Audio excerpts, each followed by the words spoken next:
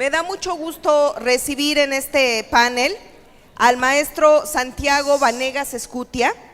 Él es supervisor escolar de educación primaria. Como parte de su formación profesional, es profesor de educación primaria, ha trabajado como maestro de grupo, director comisionado a la supervisión escolar, comisionado sindical a la Secretaría de Finanzas del Comité Ejecutivo de la sección 18 del CENTE. Ha tenido participación en actividades de formación continua en diversos eventos de capacitación y ha participado en la elaboración del Manual de Funciones del Supervisor de Educación Primaria.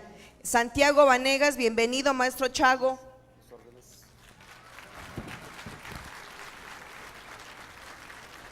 Juan José Pérez Vázquez, él es estudiante de maestría en educación por el Instituto Tecnológico de Estudios Superiores de Monterrey, licenciado en educación primaria, ha participado en diversos programas de actualización.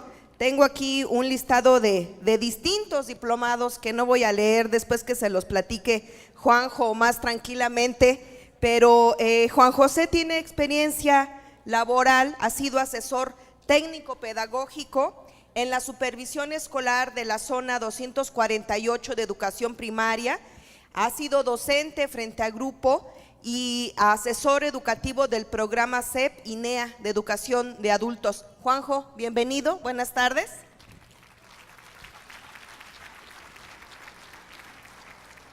La maestra Marianela Valeriana Heréndira Torres Sandoval, tiene un nombre tan largo como el mío.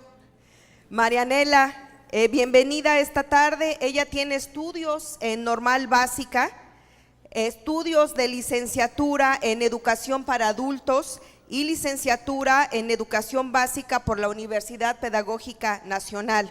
Tiene estudios de posgrado, maestría en educación y es pasante en doctorado con el trabajo de modelos didácticos y aplicación de las nuevas tecnologías en la formación de futuros docentes. Marianela ha sido maestra de grupo, asesora técnica y administrativa, supervisora escolar y jefa de sector. Marianela, bienvenida, buenas tardes.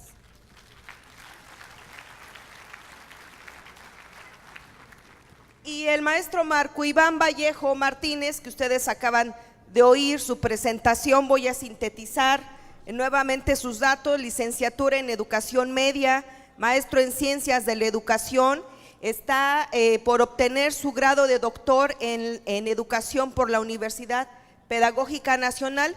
Justamente el tema de su tesis es modelos de directivo escolar en las políticas de profesionalización del gobierno mexicano. Tiene estudios además en gestión educativa y diversos diplomados. Marco Iván,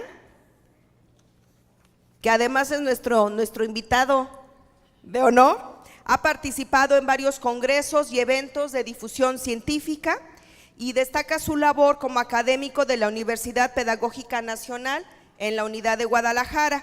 Ha sido fundamentalmente su ámbito laboral el ámbito de las escuelas secundarias técnicas. Marco, bienvenido.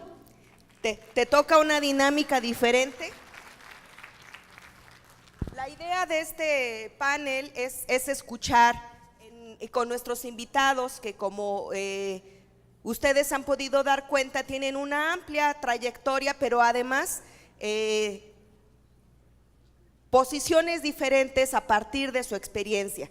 La idea es que en este panel puedan estar compartiendo con todos en tres rondas su perspectiva, desde la visión de ustedes, desde esta experiencia que ustedes han acumulado. Lo primero que les preguntaría es: ¿cómo perciben ustedes que debe ser este seguimiento y este acompañamiento de parte de las figuras que ustedes tienen para acompañar los colectivos escolares? Les voy a pedir, si no tienen inconveniente, Juanjo, empezamos de aquel lado con tu participación. Bueno, ¿qué tal a todos? Muy buenas tardes. Qué gusto estar aquí. Gracias por la invitación. Bueno, básicamente la percepción que se puede tener del acompañamiento de las escuelas tiene que ver con la posición en la que estamos.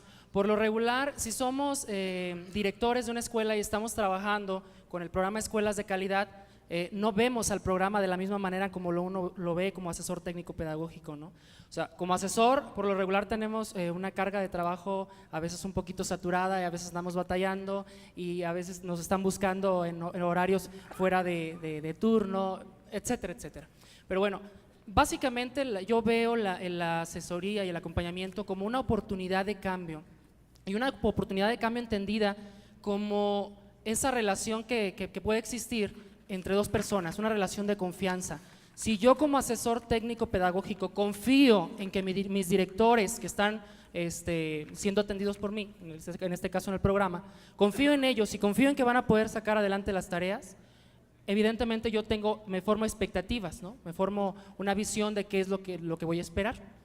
De la misma manera, si existe la confianza del otro lado, por parte de los directores hacia los asesores técnicos pedagógicos, se crea ese vínculo y esa confianza que debe existir para poder señalar las cosas buenas, cosas malas, cosas positivas, cosas tan negativas, de todo tipo, al momento de diseñar nuestro proyecto. Es decir, tiene que quedar clara esa relación en cuanto a que, bueno, sí, yo soy el asesor, yo te voy a acompañar, yo te voy a estar haciendo recomendaciones, sugerencias, observaciones, pero tú también tienes que estar atento y escuchar a lo que te estoy diciendo, porque más adelante, obviamente, conforme van avanzando el proceso, todos los trámites, toda la documentación, etcétera, pues obviamente es cuando se vienen los problemas, que no me dijiste, no escuché, a mí no me comentaste nada, etcétera, etcétera. Pero cuando estamos planeando en conjunto, que esa debería ser la intención del programa con el acompañamiento y el seguimiento, planear en conjunto, es decir, a ver, directores, vamos a sentarnos, vamos a platicar qué es lo que están planeando poner, qué están planeando expresar en sus proyectos, para poder yo, ahora sí que tener una postura y decir, ¿sabes qué? Oye, yo veo en tu escuela, desde mi percepción, yo veo que te urge o hace falta más cubrir esta necesidad. Entonces, en función de eso se vuelve una relación de confianza. Yo puedo decirte, ¿sabes qué, director? Pues pienso que esto que estás planeando aquí pues no es tan urgente o necesario, y estar en una posición de que el director me va a escuchar y va a decir, ah caray, pues sí es cierto, no lo había visto de esta manera por esta razón y esta razón, bueno, pues le modificamos o le cambiamos o algo. Pero si no existe esa relación de confianza, pues el director me puede decir, ¿sabes qué? Pues es mi proyecto, es mi escuela y yo hago lo que yo quiera, ¿no? Entonces yo diseño lo que yo quiera. Entonces creo que la confianza tiene que ser algo elemental y fundamental dentro del acompañamiento y el seguimiento que se da a las escuelas. Gracias, Juanjo. Me parece que no solamente estás hablando de confianza, sino de una corresponsabilidad. Tú dices, bueno, desde el momento en que estoy pidiendo que me pongan atención y que además sean corresponsables en la planeación, estás señalando también que es necesario un grado de madurez. ¿Tendremos en nuestros colectivos escolares este grado de madurez para estar trabajando? Ahí lo dejo sobre la mesa para que los panelistas lo retomen. Marianela, ¿tú qué piensas? Percibo el acompañamiento como una estrategia pedagógica, estrategia que se deriva específicamente de una función del supervisor que está marcada claramente en ese manual de funciones que hace rato se señalaba ya un poco obsoleto. Percibo ese acompañamiento como la posibilidad de construir juntos en ese colectivo, de orientar y de generar propuestas que permitan la reflexión conjunta de la propia práctica, desde el enfoque que le queramos dar, desde la función que tengamos, tenemos que revisar la propia práctica. Percibo este acompañamiento también como retos a enfrentar, como compromisos mutuos. No es lo que yo tenga que hacer, sino lo que tenemos que hacer de ambos lados. Pero lo percibo más como un proceso que construimos y no como un suceso que ocurre de vez en cuando, sino que se está dando de manera cotidiana. Lo percibo este acompañamiento como un diálogo constructivo, en una actitud muy positiva siempre de avanzar, de ir corrigiendo lo que no nos está saliendo muy bien, que es la posibilidad mejor para aprender, en esa cooperación, en ese intercambio y en esa ayuda entre todos, para que vayamos encontrando esa mejora de la calidad educativa que tanto estamos deseando y por la que tanto trabajamos. Este mismo seguimiento que vamos a ir dando será como una acción determinante de la supervisión a través de las visitas que realiza. No es ver atrás del escritorio, sino estar ahí acompañando a los maestros y obviamente de manera frecuente y sistematizada, no de manera eventual, cada fin de ciclo escolar, sino periódicamente. Y definitivamente con estrategias profesionales que permitan conocer de cerca qué pasa en ese proceso educativo. Y si marcamos este seguimiento y acompañamiento desde la perspectiva de PEC, la veríamos como un acompañamiento a la ejecución del propio PAT, del Plan Estratégico de Transformación y el Plan Anual de Trabajo. Muchas gracias, Marianela. Maestro Chago, no solamente tienes experiencia en el servicio, sino experiencia de vida. ¿Tú qué estarías opinando a este respecto? Antes que nada, gracias a la coordinación del evento por habernos considerado en este trabajo pues que nos involucra, pues antes que nada a todos los equipos de supervisión y anticipadamente pues gracias a todos ustedes que me permiten compartir lo que hemos vivido concretamente en el programa Escuelas de Calidad en la zona número 100 del sector 23 en la región oriente del estado de Michoacán. Nosotros accedimos al programa de su inicio, en el caso de zona 100, con una sola escuela en su primer año y viendo el impacto que se iba logrando, pues fue creciendo. La zona 100 cuenta con 19 escuelas, actualmente se encuentra en el programa 18, una no porque pertenece al sistema particular. Entonces, como señalaba el compañero asesor técnico, todo depende de la confianza que se va creando, que no creamos hacia nosotros, sino que van creando los equipos, tanto de supervisión como de dirección. Lo más difícil es la creación de equipos de supervisión que entiendan la dinámica propia que implica el programa, los factores que integran su modelo que está en permanente transformación y construcción, pero antes que nada, pues sí, tiene mucho que ver la experiencia que tenemos en la práctica.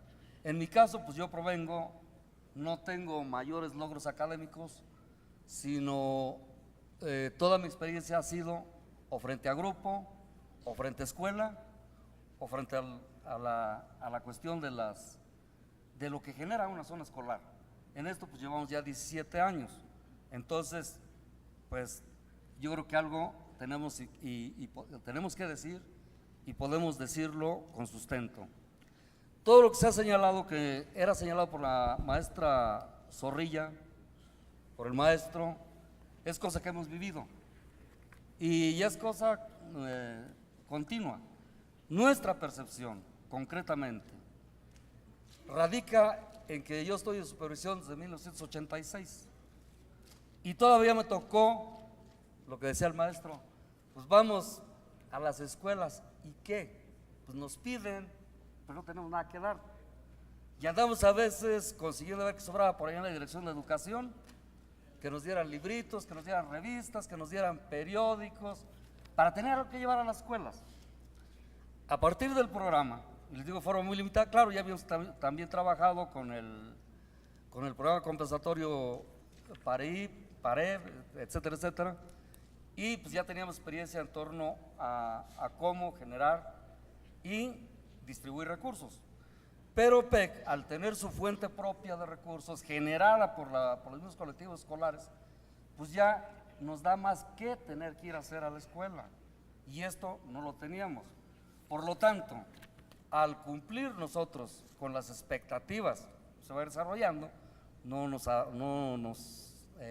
aventuremos antes de, pues creo que puedo considerar que todos los programas que me ha tocado llevar a la práctica es el que tiene una autosustentación y que genera confianza de abajo hacia arriba y de arriba hacia abajo. Perdemos esa reciprocidad en la confianza que debe haber de quienes tenemos el privilegio de dirigir, y de nosotros, de ellos hacia nosotros y de nosotros hacia ellos, todo funciona. Cuando nos gana la soberbia y hacemos a un lado un principio fundamental que debemos tener, que es la humildad, caemos al hecho ese que se menciona de que no nos escuchan. Todos nos escuchan si sabemos hacerlos escuchar. Es mi posición inicial. Muchas gracias, maestro Chago. Marco Iván, ayúdanos a cerrar esta primera ronda con la idea de señalar cómo percibes este acompañamiento hacia los colectivos escolares, Marco Iván. Bueno, me parece que en términos muy concretos, el acompañamiento que debe hacer el supervisor debe ser en la escuela y la asesoría técnica debe ser en la escuela. Es decir, a pesar de la falta de viáticos, de vehículos, de lo difícil del camino, de la distancia, el supervisor y el asesor técnico deben ir a la escuela y trabajar no solo con el director, sino con los maestros, ¿sí?, con los padres de familia y con los alumnos. Me parece que sería interesante regresar al viejo modelo de las al viejo esquema de las clases modelo, ¿sí?, que como que pues ahí estaba en esos viejos manuales de Rafael Ramírez, y yo ya últimamente ya no he visto supervisores dando clases modelo. Me parece que esa autoridad que se mencionaba como soslayada, perdida, erosionada, que se comentaba en la mañana, se va a ganar con el ejemplo. Es decir, no es una autoridad, como yo les decía hace rato, el simple hecho de que hayas ganado un concurso escalafonario no te constituye en autoridad, no te constituye en líder. La autoridad que estamos buscando es una autoridad moral, ¿sí?, y eso se hace con el ejemplo. Gracias. Muchas gracias, Marco Iván.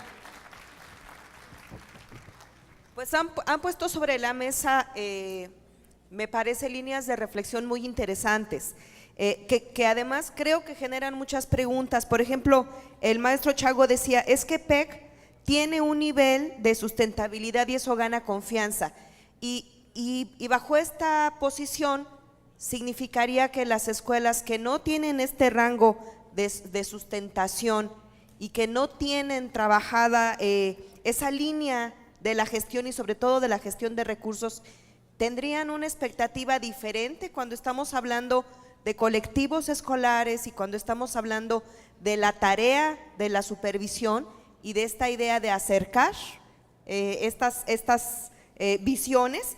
Y por otro lado, Marco acaba de poner también en la mesa la idea de las clases modelo. Yo no sé si Marco se refería con esta idea a generar precisamente ejemplos para provocar un respeto y un liderazgo, como señalas, y no caer en el extremo de suponer que efectivamente tenemos que regresar a una época en que la educación tenía, para empezar, un contexto diferente, social, cultural. Tú mismo señalabas todas estas líneas de política educativa que determinan los contextos actuales, y entonces no sé hasta dónde sea válido el que nos quedemos con una visión también reducida de estos clases modelo. No sé si quieras ampliar en la siguiente participación esta idea para que no nos quedemos con una falsa expectativa.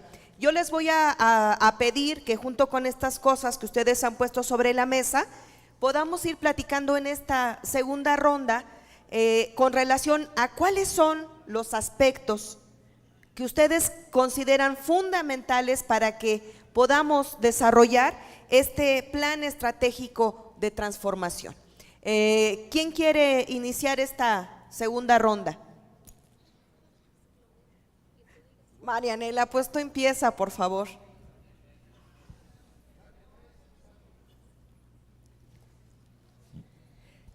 En cualquier acción educativa, compañeros, yo considero fundamental, así como la materia importante, realizar el diagnóstico. No podemos partir de suposiciones, tenemos que partir de datos concretos, de necesidades reales. Por lo tanto, el primer punto a tratar sería el diagnóstico. Cuando ya lo tenemos es porque los supervisores, en el caso de la jefatura de sector, han elaborado el propio, que es emanado de los propios diagnósticos de las escuelas. Entonces se van concentrando hasta que llega a una jefatura, se elabora el PT anual y obviamente se elabora el plan anual de trabajo, pero construido, decíamos desde el inicio, de manera colaborativa. Tendremos que tomar ahora sí la planeación como eje rector de esta actividad, y yo lo aunaría a gran disposición. De nada nos sirve un buen diagnóstico, una buena planeación, si no tenemos disposición y compromiso para llevarlos a la práctica, para que impacten con los niños, que es ahí donde se requiere el verdadero cambio. Tendremos que hablar también de gestión escolar. Tendremos que definir claramente qué tipo de liderazgo va a asumir el supervisor, el jefe de sector, el propio director de escuela. Tendremos que retomar el trabajo conjunto, el trabajo entre todos. Se llama ahora de otra forma trabajo colaborativo, pero es lo mismo. Todos estamos involucrados en este proceso. Tendremos que manejar la comunicación eficaz, porque muchos conflictos se prevén cuando la comunicación fluye, cuando es oportuna y cuando nos damos a entender de manera clara cuál es la función y qué es lo que se requiere. Tendremos que manejar lo que viene desde adentro, compañeros, desde nuestra normal, la ética profesional. Y para que esto pueda impactar realmente, tendremos que manejar el proceso de evaluación. No podemos seguir avanzando si no vamos revisando en qué parte nos estamos quedando y qué nos falta. La evaluación entendida como una retroalimentación que permite al actor, llamémosle cualquiera de los que se involucran en la tarea educativa, la toma de decisiones. ¿Para qué? Para buscar la mejora. Muchas gracias, Marianela. Marco Iván, ya que tienes el micrófono, platícanos. Sí. Es sobre el Plan Estratégico de Transformación Escolar, ¿verdad? Sí, bueno, miren, creo yo que más allá de la metodología, y eso es algo que les comentaba yo en un poco en la conferencia, lo importante es que cada escuela construya su propia metodología, ¿sí? Ahí hay que tener cuidado porque en el campo educativo, en torno a la gestión, hay distintas propuestas que se han construido desde paradigmas distintos. No es lo mismo hacer un proyecto escolar desde una visión, desde el management, que desde la pedagogía institucional, por ejemplo, ¿sí? Por ejemplo, yo también una crítica que le hacía fuerte al programa de escuelas de calidad en un principio era que solo aspiraban a proyectos curriculares. Recuerdan, no es una casualidad que por lo menos en Jalisco, que el 80-90% de los proyectos escolares que se construyeron en el marco del programa Escuelas de Calidad giren en torno a lectura, a competencias lectoras. Por supuesto, no es una casualidad, sino que deriva por supuesto, de una política educativa que se impuso a nivel nacional, ¿sí? y que también se orienta debido a la metodología que se propuso en ese momento, que era básicamente proyectos curriculares. Me parece que cuando se recupera la propuesta de Neftalí Ortega, que a su vez recupera el maestro Guillermo Tapia, y que se amplía las dimensiones de vinculación con la escuela comunidad, me parece que entonces sí, y ahora se le llama Plan Estratégico de Transformación Escolar, me parece que entonces sí se aspira a una visión educativa, realmente educativa. Es decir, a mí me parece que la escuela pública mexicana que se está requiriendo hoy, en medio de esta crisis nacional, económica y de valores y de violencia, la escuela pública mexicana no puede resignarse a trabajar solo con alumnos. La escuela pública mexicana tiene que trabajar con familias y tiene que trabajar con comunidades, como lo hacía la vieja escuela rural mexicana, Por eso esa evocación quizás a la escuela, a la clase modelo, ¿sí? Pero no en el sentido pues estricto de ese contexto que efectivamente ya no corresponde. Pero sí, yo lo refería concretamente a la necesidad de dar el ejemplo, a la necesidad de recuperar ese viejo espíritu del liderazgo social que tenía el maestro de escuela pública, y que me parece que a pesar de que en el 92 se planteó como un eje directriz de la reforma la revalorización magisterial, no hemos acabado de concretar. Me parece que incluso yo por ahí tengo alguna discusión sobre el estatus profesional de la profesión magisterial, valga la redundancia, el estatus social de la profesión magisterial, y me parece que seguimos teniendo muchos problemas. Si quieren en alguna otra ocasión les platico sobre en dónde creo que ubico yo en términos de estatus social a la profesión magisterial, pero créanme que no salimos bien acomodados, ¿sí? Muchas gracias, Marco Iván. Maestro Chago, ¿qué piensas?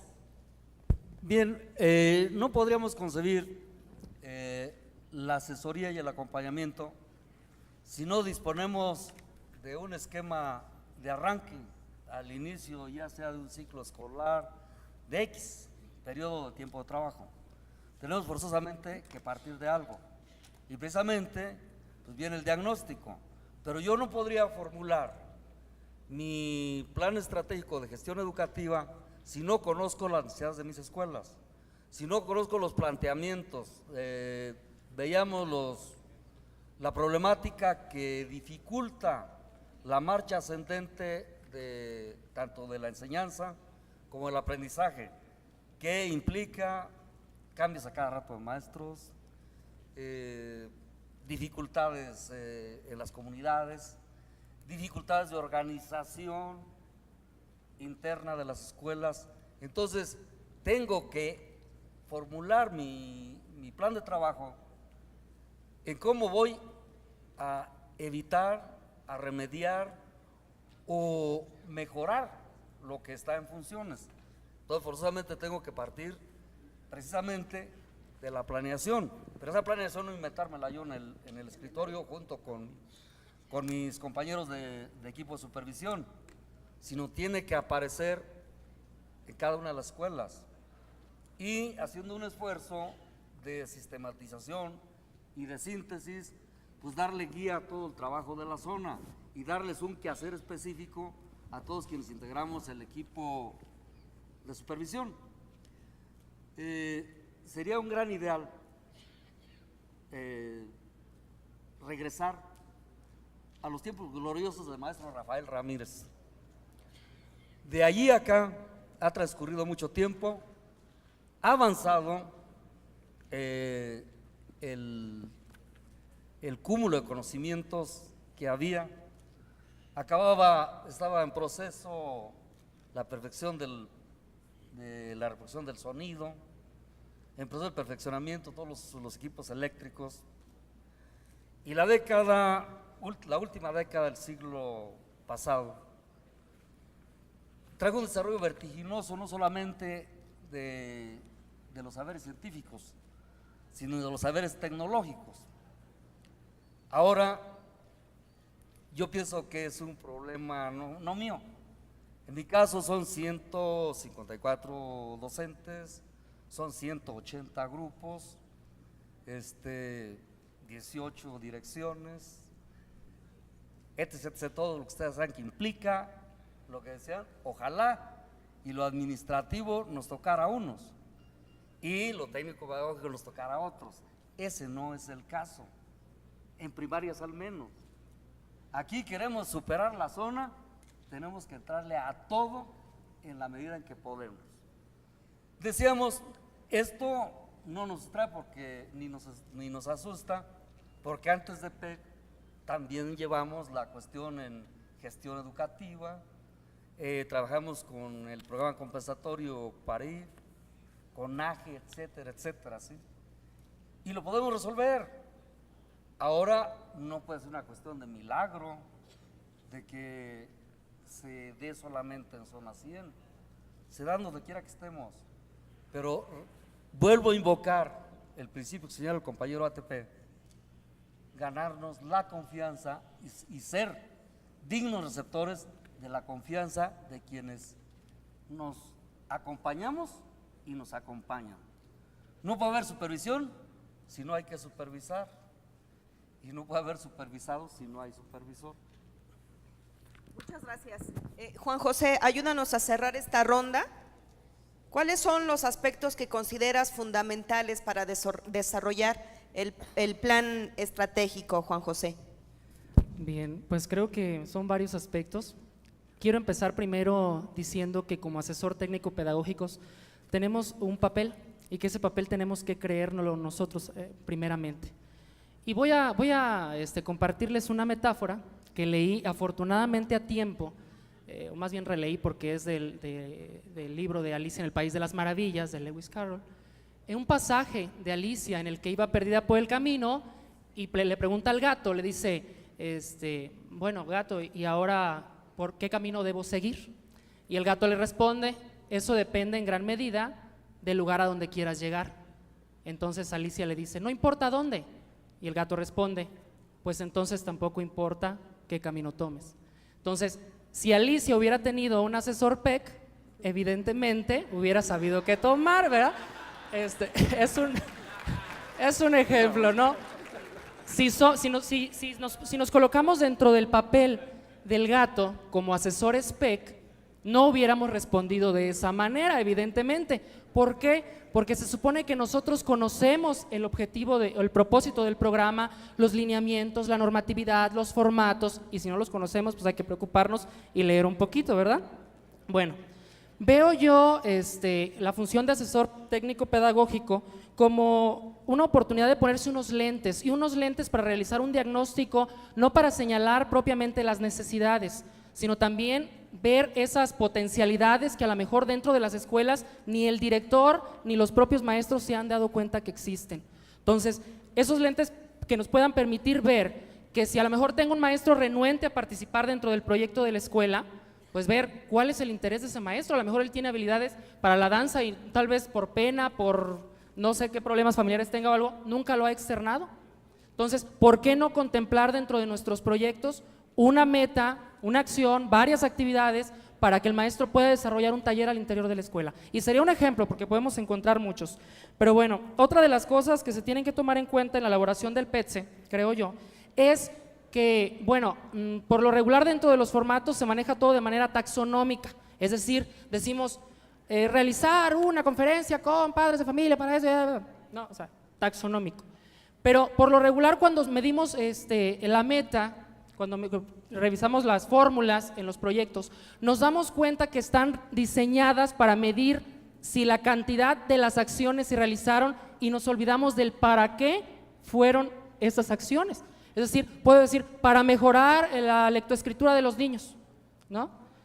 Decimos, por ejemplo, una meta X, construir una techumbre para realizar mejor las actividades dentro de la escuela y promover el desarrollo lúdico de los niños.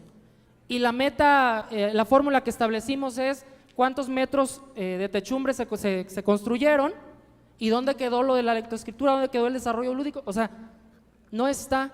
Entonces, probablemente esa sea una de las debilidades que tiene el diseño dentro del PEC, obviamente dentro del modelo de gestión educativa estratégica, pero esa parte nos corresponde a nosotros. Es decir, puedo tener mis metas cumplidas al 100%, pero si el para qué nos olvidamos por completo, termino el ciclo, entrego mi expediente, todo perfecto, qué bonito, pero al final los resultados en el logro académico, que es lo que nos debe importar, no se vieron favorecidos. Entonces, creo que en el PETSE, como en los PETs de las escuelas, debe prevalecer como premisa fundamental el logro educativo. Yo creo que hay escuelas que incluso, si el PEC lo permitiera, destinarían todo a construcción y rehabilitación. Lo existen. Hay maestros que en capacitación, si pudieran, no la tomarían.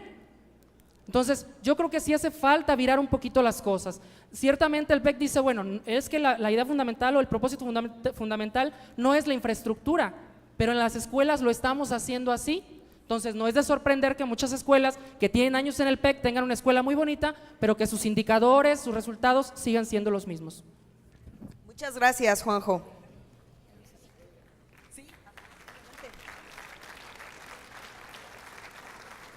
Bueno, a mí me parece como muy importante agregar que efectivamente el proyecto educativo de una escuela es mucho más que formatos, mucho más que requisitos administrativos, no es un documento, es un proceso y me parece que al programa Escuelas de Calidad, como muchos programas de la Secretaría, le sucede, pues le sigue ganando la lógica administrativa, le sigue ganando una racionalidad técnica y así como los maestros no respetan el proceso de aprendizaje de los niños y de los muchachos, no respetamos sus estilos de aprendizaje, tampoco los programas gubernamentales respetan los procesos de aprendizaje de las comunidades educativas, de las escuelas.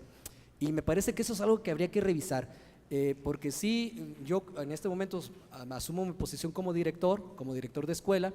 Ese es un conflicto que siempre vivimos con el programa Escuelas de Calidad, ¿no?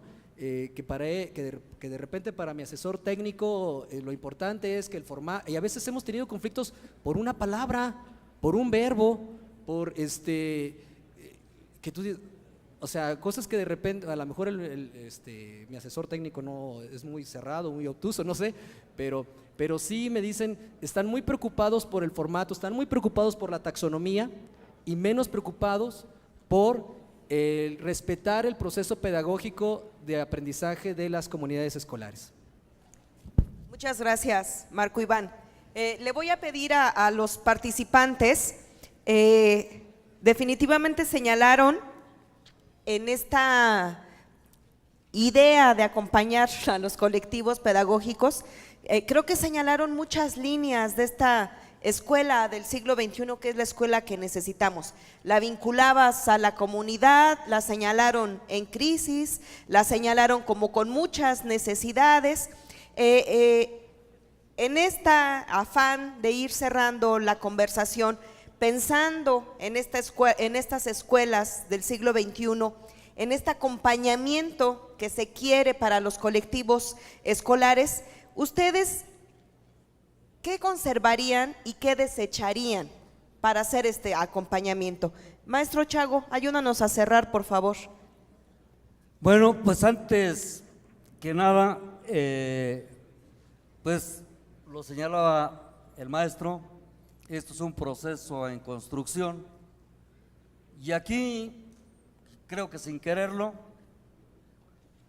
habemos unos que vamos de salida y otros que están de entrada.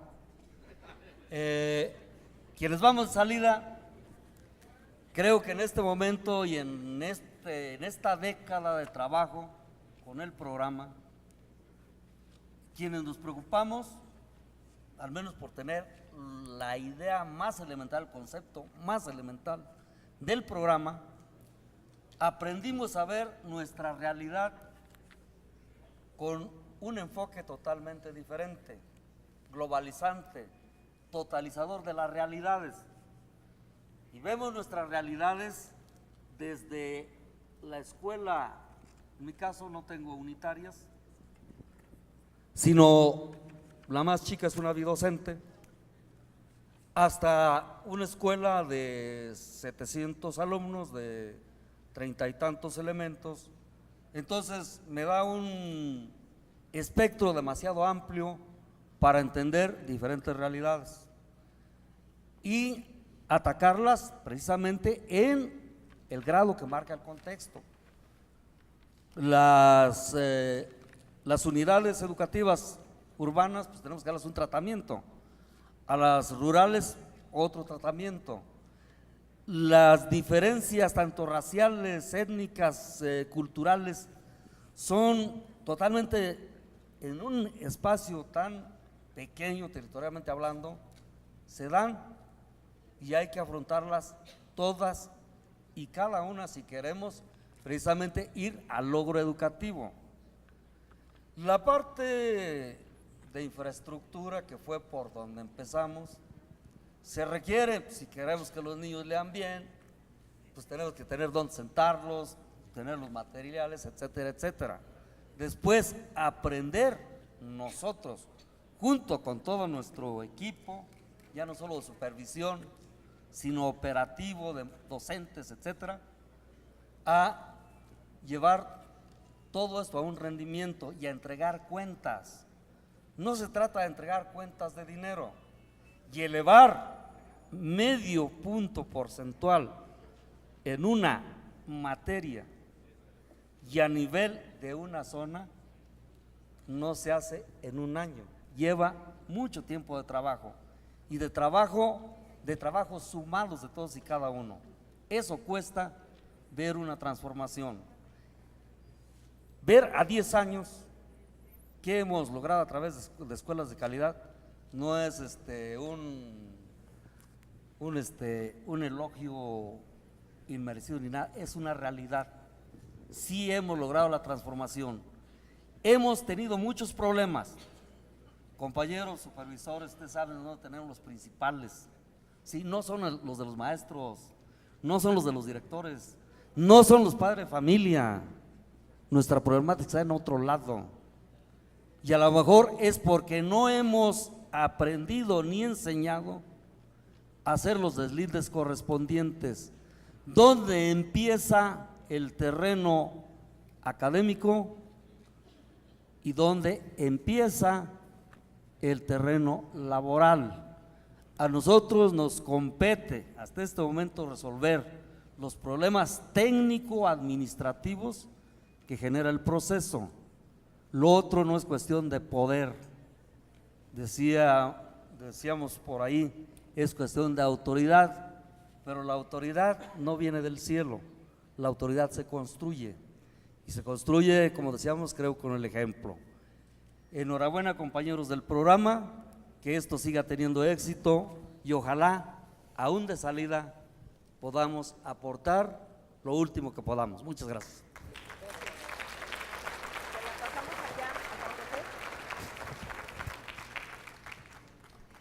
Para dar acompañamiento a los colectivos escolares, Juan José, ¿qué debemos conservar y qué debemos evitar? Conservar la paciencia, número 1. La paciencia, siempre estar con el mejor ánimo, porque si hay escuelas que por cuestiones políticas o lo que ustedes quieran, no le quieren entrar al trabajo porque saben que estar dentro del programa es trabajo, y muy bueno. Si nos ven a nosotros apáticos y que no capacitamos, que no estamos al pendiente, pues obviamente menos van a querer, ¿no? Entonces necesitamos poner las pilas en ese sentido. Las asesorías, pienso yo que algo que debe rescatarse es que la guía para la elaboración del PT y del PAT no es un instrumento aislado que nada más se les entrega a los directores y mira, síguelo y con eso va a ser el proyecto y me lo entregas para tal fecha y apúrale porque ya vamos a las carreras, cosa que no sucede en el PEC, ¿verdad? Pero bueno, la idea es que también nos demos el tiempo como asesores PEC para tal vez utilizar esta guía como un instrumento para diseñar talleres. Un primer taller en el que vamos a empezar con la contextualización, que vamos a empezar a la redacción de objetivos, con la misión y que en cada sesión vamos a estar sacando los productos. ¿Para qué? Para que poco a poco ir revisando, ir diseñando, ir construyendo y llegado el momento pues ya tenemos un proyecto bien elaborado. Ahorramos muchísimo tiempo, obviamente en atenciones ya individualizadas, sino que trabajando en colectivo con todas las escuelas que se van a incorporar, pues pueden surgir ideas que se pueden copiar unos a otros, ¿no? Tal vez dicen, ¿sabes qué? El compañero pues va a realizar un taller de lectura de comprensión creativa. Ok, no, pues eso está interesante, ¿no? Igual yo también lo voy a planear y lo planea. Entonces, eso es algo muy, muy rescatable. El impulso a la evaluación también tal vez sería bueno diseñar o planear reuniones, talleres para justamente los resultados de la evaluación, pues platicarlos con todos los maestros de cada escuela. Oye, ¿sabes qué? En tu grupo, en tal grupo salieron así, así, así, ¿qué vamos a hacer? ¿Qué podemos implementar para el siguiente ciclo? Etcétera, etcétera. Y no que quede como el mero requisito que pidió el PEC para estar en el programa y que te dan tus resultados y lo guardaste ahí en tu oficina y pues ahí se quedó. Entonces creo que es una oportunidad que se puede rescatar. El impulso a la participación social, que también se ha menospreciado bastante y que afortunadamente con ahora la propuesta de las comisiones de las sociedades de padres de familia, pues se puede hacer mucho al respecto. Evitar yo creo que se deben evitar los vicios ocultos. Recientemente fue una escuela en donde se cambió el director y me decía el padre de familia, oiga, es que el proyecto para que no se rescate y que no sé qué, y que todo. Le digo, no, pues sí, lo podemos rescatar, sí lo podemos rescatar, pero pues, obviamente vamos a requerir más trabajo, mayor apoyo, etcétera, etcétera. No, que sí, no, pues ¿qué planearon? No, pues esto y esto. No, pero eso no es necesario, eso ni siquiera se ocupa. Entonces dije, bueno, ¿a qué hora se juntaron para planearlo, no? Entonces, ¿no? Nos dice, bueno, de todas maneras podemos sacar facturas de otra cosa y pagarlo el IVA y que no sé qué. El caso es que la gente ya está muy amañada.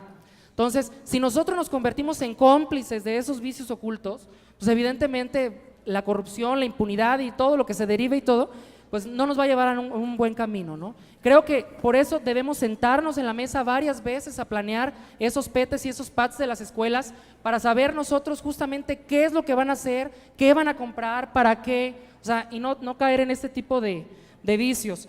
Y bueno, voy a comentarles una experiencia. Un proveedor hace poco fue ahí a la supervisión y fue a denunciar justamente un maestro que le dijo, ¿sabes qué? Pues yo puse en el proyecto 17,000 pesos para bancas, pero a mí nada más véndeme lo que sean 10,000 de bancas y el resto pues nos lo dividimos para ti, para mí, así.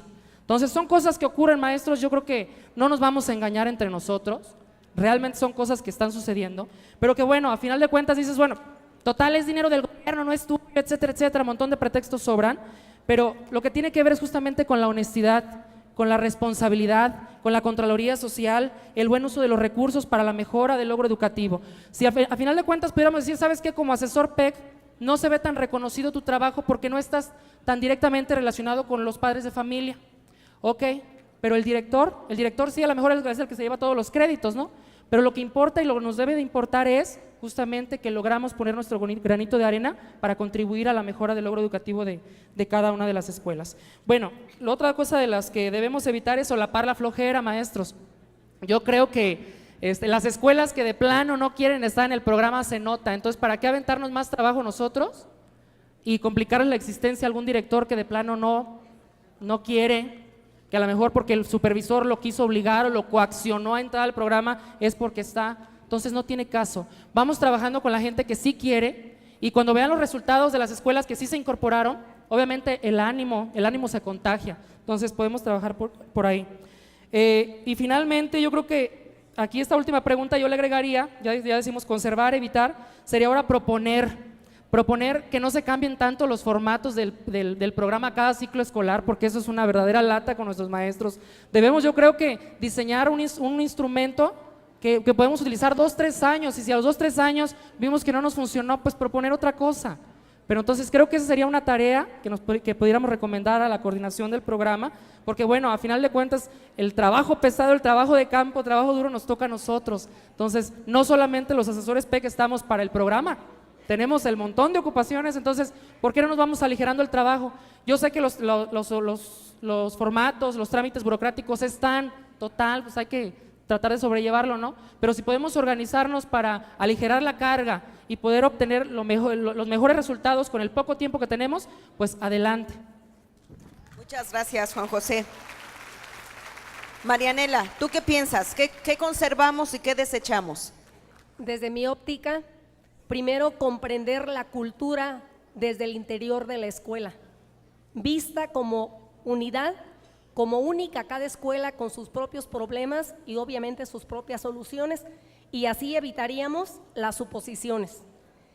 Conservar el valorar a los profesores, porque tenemos muchos valores escondidos que no los hemos descubierto, no los hemos querido enfrentar. Así evitaríamos desvalorizarlos a los seres humanos, que es lo más importante con lo que trabajamos.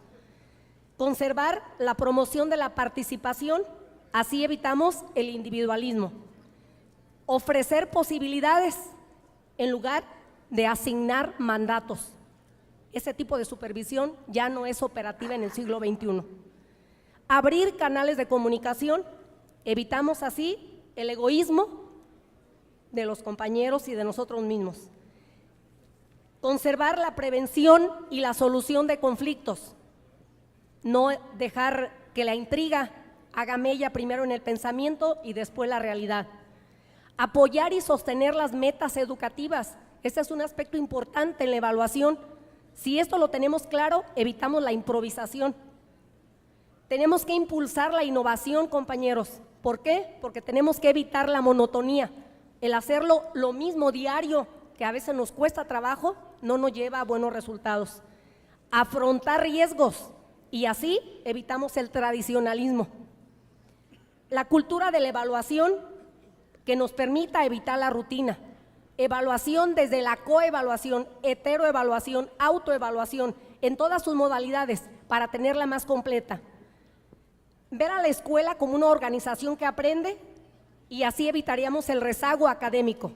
Y finalmente, retomar la vinculación escuela-comunidad. Nuestra esencia es la comunidad. Nuestra labor es con los niños y ellos viven en la comunidad. Si no lo entendemos así, queremos continuar sin el respaldo de los padres de familia, estamos equivocando el camino. Y para cerrar mi participación, yo dejo solamente clara mi postura. El compromiso nuestro diario, el profesionalismo con el que enfrentamos nuestra tarea y amar lo que hacemos nos dará la posibilidad de abrir camino. Muchas gracias, Marianela. Marco Iván, ayúdanos a cerrar esta parte, por favor. Gracias. Bueno, a mí me parece que un ejercicio interesante que hemos estado haciendo más allá del programa Escuelas de Calidad, este contraste entre la escuela de principios del siglo XX y la escuela que requerimos a principios del siglo XXI. A mí me parece que de la escuela del siglo XX habría que conservar el espíritu, habría que conservar el mandato fundacional de Vasconcelos, el compromiso, ¿sí? y la sabiduría de los antiguos maestros mexicanos, como el maestro aquí presente. Me parece que antes de que esta generación de maestros se retire, tienen una deuda para con nosotros. Tienen que escribir y compartirnos sus experiencias. Me parece que también yo rescataría de aquellos entonces la valentía del maestro mexicano, el atreverse a innovar, el atreverse a ser líder comunitario, ¿sí? El atreverse a aprender. ¿Yo qué desecharía de la escuela que construimos después, sobre todo en el México corporativo, especialmente a partir del 43, ¿sí? y que se fue que se consolidó? Quizás vimos su máxima expresión con Carlos Jongitud, pero todavía sigue con Carlos Jongitud, pero definitivamente en la época actual seguimos teniendo esa lógica de un sistema corporativista. ¿Qué dejaría yo? ¿Qué desecharía? En primer lugar, yo como directivo he decidido abandonar la noción de mi escuela, mi zona, mi sector. No son nuestras. Las escuelas son escuelas públicas, ¿sí? Y entonces no podemos hacer uso de los recursos de la escuela de manera personal, porque no son nuestras, ¿sí? Nosotros lo único que hacemos es asumir la responsabilidad. Somos funcionarios públicos, ¿sí? Somos funcionarios públicos y debemos someternos al escrutinio público. Entonces quizás eso es lo que yo más lo concretaría. Abandonaría la noción de mi escuela con todo lo que conlleva. Yo creo que debemos desechar la comodidad y la seguridad que nos ha generado la inamovilidad laboral, algo que se concretó en la ley de inamovilidad precisamente en 1932, si no mal recuerdo, ¿sí? Desde entonces, quizás en medio de la secuencia y acuérdense que en esa época, poco después del maximato, tuvimos 4 presidentes al hilo, había una inestabilidad política muy importante, y desde entonces los directivos, los supervisores, se convirtieron en puestos no de confianza, sino en puestos de base, y me parece que desde ahí se origina esta disyuntiva o esta dualidad que comentaba la doctora Zorrilla, en que el directivo es líder sindical y líder oficial, ¿sí? Me parece que ahí tenemos que trabajar mucho, pero sí me parece que tendríamos que pensar en abandonar esa seguridad. Yo también desecharía esta lógica junto con esto me parece que tenemos que empezar a desechar la grilla, ¿sí? Y hacer política social, dejar la grilla, siempre peleando por los privilegios, ¿sí? Y preocuparnos por hacer verdadera política social. Y yo también me parece que abandonaría la burocracia. Esta lógica que seguimos de imponer los criterios administrativos sobre lo pedagógico, que ya lo hemos tocado. Y finalmente, ya concretamente con escuelas de calidad, yo creo que urge abandonar la lógica de hacer la equivalencia entre el programa de escuelas de calidad y recursos para la escuela. El programa de escuelas de calidad es mucho más que un presupuesto adicional para la escuela, ¿sí? Desgraciadamente muchos directores y muchas escuelas así lo han interpretado, pero la verdad es que escuelas de calidad es solo un pretexto, es solo una motivación extra para hacer lo que de todos modos deberíamos hacer, ¿sí? Gracias. Muchas gracias, Marco Iván. ¿Alguno de nuestros invitados quiere hacer un comentario último?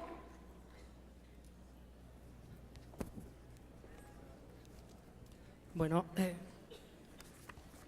quiero decir que, bueno, yo difiero un poco con lo que dice el maestro, en el sentido de que cómo puedo yo trabajar y comprometerme con una escuela si no la siento mía. No, a lo mejor hay algunos detalles en cuanto a eso que tendríamos que discutir en otro momento, pero bueno. Debemos, yo creo que, como decía Rigoberta Menchú, cambiar en una perspectiva ya de ser individual, del ser individual, al decir nosotros, la nosotriedad, que era el concepto que utilizaba, es decir, es nuestra escuela, y al decir nuestra, es de los papás, es de los niños, es de los maestros, es del director, y a lo mejor gente que convive ahí a la periferia de la escuela en la colonia, pero que ya no tiene hijos o algo, pero que quiere aportar y que puede aportar, viéndolo como potencial. Creo que los problemas que sufre nuestra educación, particularmente en Michoacán, pues son grandes y no son desconocidos para nadie.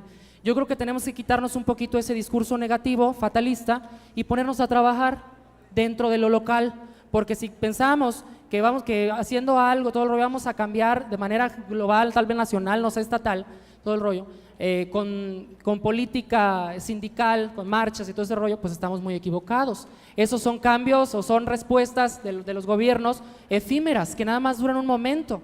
Pero si nos ponemos a hacer políticas públicas desde el aula, obviamente vamos a poder cambiar la situación de nuestro estado, de nuestro país. ¿Por qué? Porque, bueno, podemos quejarnos de funcionarios corruptos, rateros o toda la terminología que se les ocurra, pero ellos también fueron niños y fueron a la primaria, fueron a preescolar, fueron a secundaria. Entonces, ¿qué hicieron los maestros de esos alumnos en aquel momento? Entonces, si queremos nuevos funcionarios, si queremos profesionistas preparados y todo, pues debemos prepararlos desde ahorita. Entonces, a lo mejor a nosotros no nos va a tocar verlos, esa generación, pero la responsabilidad ahí está. Gracias. Muchas gracias, Juan José. Yo le quiero agradecer mucho la participación esta tarde a Juan José, a Marianela, a Marco Iván, al maestro Santiago. Muchísimas gracias a ustedes, ha sido una tarde muy agradable. Espero que les haya gustado esta conversación. Muchas gracias.